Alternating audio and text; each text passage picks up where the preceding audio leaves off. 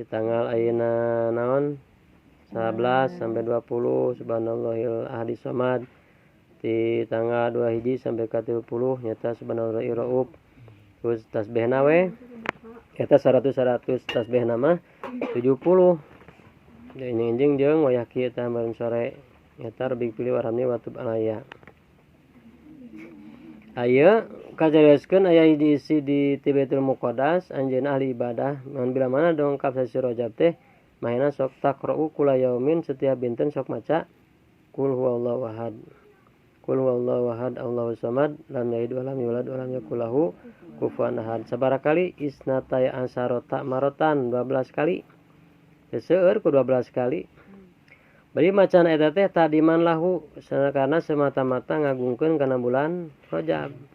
Jadi urang oge talamun teh maca Quran, sedekah, dzikir, tasbih, shalawat, niatan dina hate teh dina sajabana urang taqarrub ka Allah teh nyata niatan sing ngagungkeun bulan Rajab, sing ngagungkeun kana peristiwa Isra wal Mi'rajna Kanjeng Nabi besar Muhammad sallallahu alaihi wasallam.